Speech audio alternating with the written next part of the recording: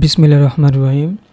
আমাদের আজকের পর্বে আমরা রিয়্যাক্ট কোয়েরি ডেভটুলস সম্পর্কে একটু সংক্ষিপ্তভাবে আমরা দেখব। পর্বটা হয়তো আরও আগে করা দরকার ছিল, তো আমি ইচ্ছাকৃতভাবে একটু ডিলে করছিলাম যে আরেকটু বেসিক আমরা দেখে নিলে তারপরে ডেভটুলসে যাব। তো আমার মনে হয় এখনই আমাদের সঠিক সময় ডেভটুলস সম্পর্কে জানার। আমরা যারা রিয়্যাক্ট করেছি তারা তো আমরা অবশ্যই রিয়্যাক্টের যে ডেভটুলস আছে সেটা আমরা ব্যবহার করেছি। তো এটা খুবই উপকার করে আমাদের স্টেটগুলো চেক করার জন্য বা আমাদের অ্যাপ্লিকেশনের বেশ কিছু ইনসাইটস নিয়ে কাজ করার জন্য। তো রিয়্যাক্ট কোয়েরিতে বা ট্যান্সট্যাক কোয়েরিতেও ডেভটুলস রয়েছে। আমরা যদি চাই যে কিছু থার্ড পার্টি এখানে ডেভটুলস আমরা দেখতে পাচ্ছি বিভিন্ন ব্রাউজারের জন্য, সেগুলো যদি আমরা ব্যবহার করতে চাই সেটাও করতে পারি, বা আমরা যদি চাই যে ট্যান্সট্যাকের দিয়ে দেওয়া যেটা আছে সেটা আমরা ব্যবহার করব সেটাও করতে পারি। তো আমরা থার্ড পার্টি ব্যবহার করব না, আমরা ট্যান্সট্যাক কোয়েরিতে যে ডেভটুলস যেটা দিচ্ছে সেটা আমরা ব্যবহার করব। তো এইটা আলাদা একটা প্যাকেজ হিসেবে আসে এবং এটা আমাদের ইনস্টল করার জন্য এই কমান্ডটা চালাইতে হবে। আমি অলরেডি একটা প্রজেক্ট ক্রিয়েট করে রেখেছি। আমার এখানে যা যা বলার প্লেট কোড ছিল সেগুলো আমি রিমুভ করে দিছি, আর টেইলউইনটা ইনস্টল করে রাখলাম যদি আমার লাগে সেই জন্য আর কি।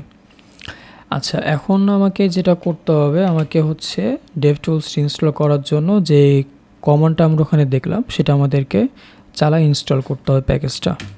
তো আমি এটা রান করলাম এবং আমার প্যাকেজটি ইনস্টল হয়ে গেল।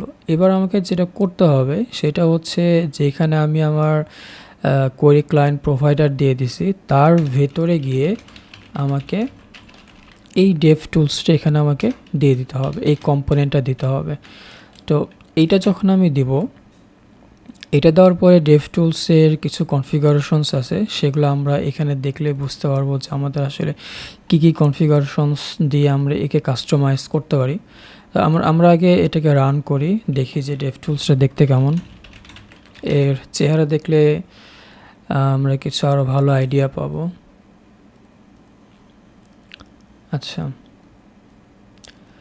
আচ্ছা, একে আমরা রান করলাম, বাট হ্যাঁ, এই যে দেখেন আমাদের ডান পাশে কিন্তু ডেভটুলসটা চলে এসেছে। এই যে বাটনটা, এখানে ক্লিক দিলে আমাদের ট্যান্সট্যাক রিয়্যাক্ট কোয়েরির ডেভটুলসটা ওপেন হচ্ছে। ঠিক আছে, তো আমরা চাইলে একে কাস্টমাইজ করতে পারি। তার ভিতরে যেমন একটা কাস্টমাইজ আমরা করতে পারি যে ইনিশিয়াল আমরা ওপেন রাখবো কি না। হ্যাঁ, আমরা একে ট্রু ভ্যালু দিয়ে দিলাম। এরপরে যখন আমরা একে রিফ্রেশ করব, এখানে আমার এটা নেই। আচ্ছা, আমি একে রিমুভ করে দিই। ঠিক আছে,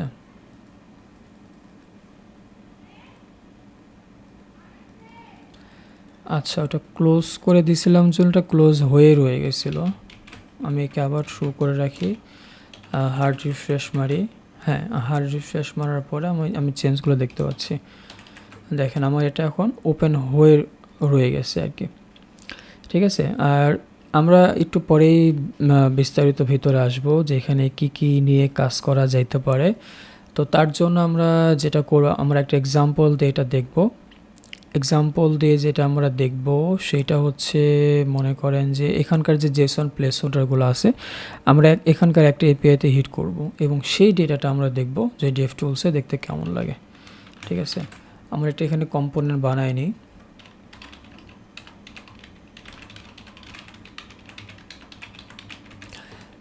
পোস্ট নামে একটা পেজ করছি আর কি, এবং এখানে আপাতত কিছুই আমি দেব না।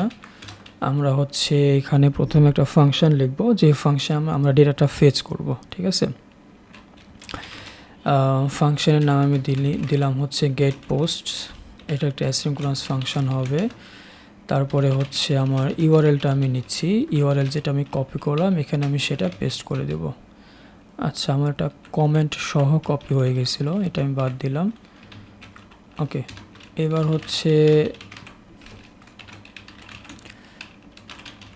আমি রিকোয়েস্টটা পাঠাবো। এটা একটা ফেচ ব্যবহার করে রিকোয়েস্ট দিব এবং method get method. By default get method নিয়ে নেয়, তারপর আমি এটা দিয়ে রাখলাম। এবং রেসপন্স আসবে হচ্ছে জেসন ডেটা আসবে, সেটা আমি এখানে রিটার্ন করে দিলাম।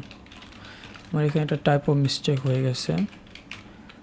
রেসপন্স রেসপন্স আচ্ছা, বানানটা এখানে ছোট বড় হয়ে গেছে। আচ্ছা, তো আমার এখানকার এপিআই কলের কাজ শেষ। এবার আমি ট্রান্সট্যাক কোয়েরিতে যেটা করতে হয় সেটা করব। এখানে আমি একটা হুক ব্যবহার করছি, সেটা হচ্ছে ইউজ কোয়েরি। আর আমরা আমাদের আগের ভিডিওগুলো থেকে আমরা জানি, বা আগের চ্যাপ্টার্সগুলো থেকে আমরা জানি যে ইউজ কোয়েরি সবসময় সেই ডেটাটাকে ক্যাশে রাখে। যদি আমরা রাখতে না চাই সেটা আলাদাভাবে কনফিগার করা যাবে, বাট ইউজ কোয়েরি সে রাখে আর কি, সেটা ডেটাটা আর কি। আমি এখানে কোয়েরি কি দিলাম, কোয়েরি কিতে আমি এখানে পোস্ট দিলাম। একটা স্ট্রিংও দেওয়া যাইতো, বাট বেস্ট প্র্যাকটিস হচ্ছে একে অ্যারে হিসেবে দেওয়া। এবং কোয়েরি ফাংশন হচ্ছে আমি উপরে যে ফাংশনটা লিখেছিলাম গেট পোস্ট, সেটা ঠিক আছে। আর এ হচ্ছে ডেটা দিবে, তারপরে ইজ লোডিং আমি পাবো, ইজ ফিচিং আমি পাবো, ইজ এরর পাবো। আমি সবগুলো বলতে এই কয়টা নিয়ে রাখলাম, এবং আমি এইখানে সেই কাজগুলো আমি এক এক করে করব। যদি লোডিং হয় তাহলে আমি এখানে দেখাবো লোডিং। তারপরে হচ্ছে যদি ফেচিং হয় তাহলে আমি ফেচিং দেখাবো, ইজ ফেচিং।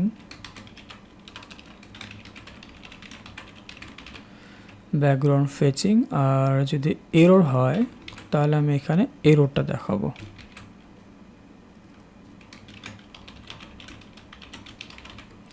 ঠিক আছে। আর ফাইনালি আমি যে কাজটা করব সেটা হচ্ছে যে ধরে নিলাম যে আমার ডেটাটা আছে, তাকে আমি স্ট্রিংগিফাই করে এখানে দেখাবো যে এই ডেটাটা আমার এখানে আসছে। ঠিক আছে। এবার আমি এখানে চলে যাই, এটা রিফ্রেশ করি। আচ্ছা, রিফ্রেশ করলে আসবে না, কারণ আমি আমার অ্যাপ কম্পোনেন্টের ভিতরে আমার পোস্ট স্পেসটা দিয়েছিলাম না। এবার দিলাম, এবার আসি। এবার দেখেন আমি যখন রিফ্রেশ করছি, প্রথমে লোডিং দেখতে পাচ্ছি, ব্যাকগ্রাউন্ড লোডিংটা আমি দেখতে পাচ্ছি, এবং পরিশেষে হচ্ছে আমার এই যে জেসন ডেটাটা, যেটা আমি এখানে স্ট্রিংগিফাই করে দিয়েছি, সেটা আমি এখানে পাচ্ছি। এখন দেখেন আমাদের ডেভ টুলে আমরা এখানে একটা আইটেম পাচ্ছি পোস্টস নামে। যদি এখানে আমরা ক্লিক দিই তাহলে দেখেন আমার এইখানে যে ডেটাগুলো আছে সে সমস্ত ডেটাগুলো কিন্তু আমি এখানেও ব্রাউজ করতে পারছি। এইটা হচ্ছে আমাদের ডেটা এক্সপ্লোরার, এটা হচ্ছে কোয়েরি এক্সপ্লোরার। কোয়েরি এক্সপ্লোরার আমরা বেশ কিছু তথ্য পাবো, যেমন গার্বেজ কালেক্টরের টাইম পাবো, আমরা বেশ কিছু কোয়েরি অপশনস এখানে পাবো, কোয়েরি কিতে আমরা যেগুলো ব্যবহার করব সেগুলো সবগুলো আমরা পাবো। হ্যাঁ, তো এটা আমাদের যখন আমরা আরও কমপ্লেক্স মাল্টি লেভেল টাইপের আমরা ইয়েগুলো নিয়ে কাজ করব, একাধিক কি নিয়ে কাজ করব, তখন এটা আমাদের খুব হেল্প হবে যে আমাদের কোয়েরি কিতে কী কী আসছে। ডায়নামিক যখন কি থাকবে তখন সেটা আমরা দেখতে পাবো যে আমাদের কোয়েরি কিতে কী কী আসছে। হ্যাঁ, আর এখানে যে আপনারা যে লেভেলটা দেখতে পাচ্ছেন এটাও কিন্তু কোয়েরি কিতে যেটা আমরা দিয়েছিলাম সেটা। যখন এখানে আমাদের ডায়নামিক কোয়েরি কি হবে তখন কিন্তু লেভেলটা সেই হিসেবে চেঞ্জ হবে। আচ্ছা, আর এখন আমাদের দেখেন একদম ডান দিকে এখানে দেখতে পাচ্ছি আমরা স্টেল, আমাদের এই ডেটাটা এখন স্টেল হয়ে আছে, এই জন্য এটা স্টেল। আর এই কালারটা আসলে স্টেলের কালার। হ্যাঁ, একে দেখেন আমাদের এখানে কয়েকটা বাটন পাচ্ছি, সেই বাটনগুলো দিয়ে আমরা এর সাথে ইন্টারঅ্যাক্ট করতে পারবো।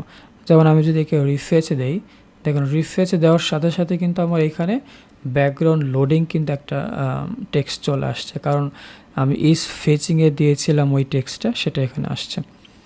যদি একে আমি লোডিং ট্রিগার করি তাহলে দেখেন আমার যে লোডিংটা আছে এবং ফেচিংটা আছে সেটা দুইটা ট্রিগার হচ্ছে।